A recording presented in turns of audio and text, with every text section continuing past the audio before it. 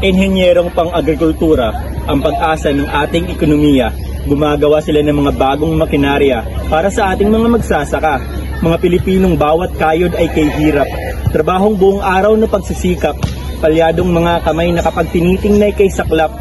Kaya andito ang Agricultural and Biosystems Engineering. Pinapalago nitong ating kaalaman para madagdagan ang mekanismo at para mapagaan ang trabaho ng karamihan sa mga tao.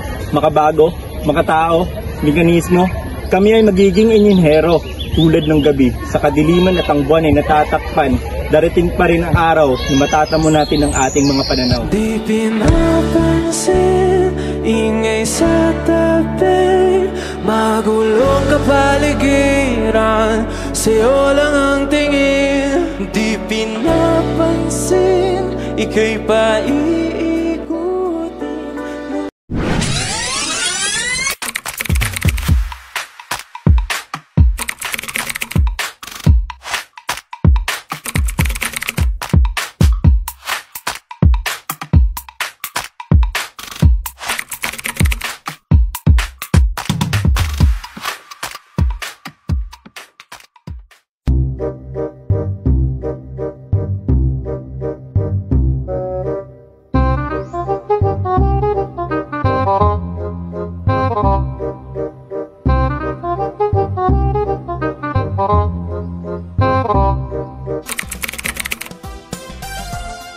Kung mawawala ito, maaaring mapabayaan ang potensyal na mapabuti ang sektor ng agrikultura sa bansa. Kaya naman, mahalagang ipagbunyag natin ang programang Agricultural and Biosystems Engineering upang matiyak ang mas malakas, mas maunlad na agrikultura para sa kinabukasan.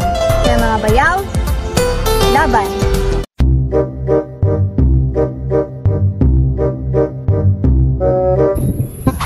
Marami nang nagawa ang ABE sa ating bansa, maging sa espetong pag-agrikultura.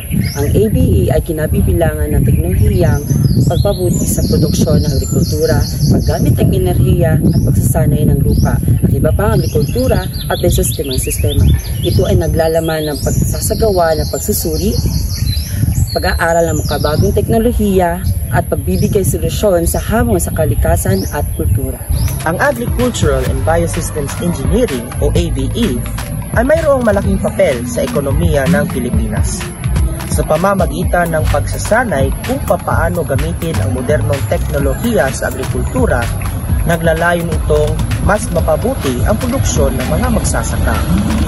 Ang makabagong metodolohiya at kasangkapan sa ABE ay pagbubukas ng pinto patungo sa mas mabilis at mas maraming produksyon na siyang magiging dahilan upang mas lumakas ang ekonomiya ng ating bansa. Bukod pa rito, ang ABE ay makatutulong rin sa pag-angat ng antas ng kita ng mga nasa rural na lugar, dahilan upang makalikha ng mas maraming oportunidad na siyang mas magpapalakas sa pangkalahatang kaunlaran ng ating ekonomiya.